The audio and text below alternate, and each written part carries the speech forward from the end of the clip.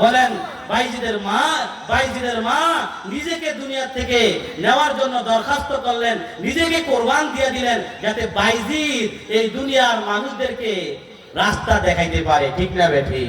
বাইজিদ কি রাস্তা দেখায় নাই? কথা বলেন, বাইজিদ কি রাস্তা দেখায় নাই? জুনাইদ বাগদাদি কি রাস্তা দেখায় নাই? খাজা মঈনুদ্দিন চিশতি কি রাস্তা দেখায় নাই? আওয়াজ করে বলেন, দেখাইছে কি দেখায় নাই? খাজা মঈনুদ্দিন বলতেছে, মা আজকে আমার হাতে অনেক মানুষ মুসলমান হয়েছে। তা মা বলতেছে, এরে বাবা, এটা তোমার ক্রেডিট না, তোমার যোগ্যতা না, এটা আমার কারণে হয়েছে। মা তুমি কি বলো? আমার হাতে মুসলমান হয়েছে আর তুমি বলো নাকি তোমার কারণে হয়েছে?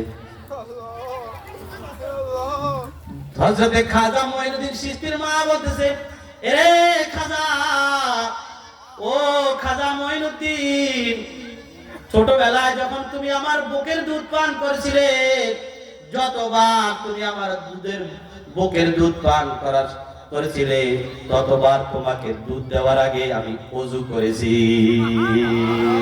মুসলমানের ডিএম খালি ময়দানের মুসলমানের কোনো জোর নাই। আওয়াজ করে বলেন সুবহানাল্লাহ, আর জোরে বলেন সুবহানাল্লাহ। আজকে ডিএম খালি বাজার, এটা তো সব সময় বাজার। নবীজি হাদিসের মধ্যে বলেছেন, আহাবুল বিলাদি ইলাল্লাহি মাসাজিদুহা ওয়া আবগাদুল বিলাদি ইলাল্লাহি আসওয়াকুহা। সর্বশ্রেষ্ঠ জায়গা হলো মসজিদ, সবচেয়ে নিকৃষ্ট জায়গা হলো বাজার। ঠিক না বেঠি? আজকে ওই বাজার থেকে আল্লাহ পাকের কিছু আশিকিন জাকিরিন বান্দারা ওই বাজারের থেকে নিজেকে কেটে কেটে আল্লাহ পাকের নূরানি মজলিসে আসতে পেরেছে। বলেন, এটা তৌফিক দিছে কে? আর জোরে বলেন, দিছে কে? আর জোরে বলেন, দিছে কে? আল্লাহ পাক। যে সমস্ত ভাইরা রাস্তাঘাটে চার দোকানে বসে বসে কি করতেছে?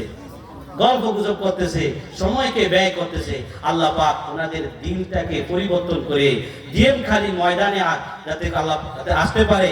বলেন দেখি, আল্লাহ পাক পরিবর্তন করতে পারে কি পারে না?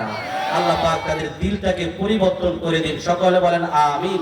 আমার এই দোয়ার পরে যদি আমি দেখি যে সমস্ত ভাইয়েরা আস্তে আস্তে আমার ময়দানের দিকে আসতেছে, আমি আশা রাখি, আমি আল্লাহর দরবারে আশা রাখি, আমার দোয়াটা, আমার মুসল্লি ভাই যারা সামনে বসে আছেন তাদের দোয়াটা মনে হয় মালিক কবুল করছে। ঠিক না বেঠি?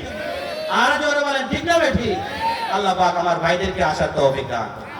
লা ইলাহা, জোরে লা ইলাহা, লা ইলাহা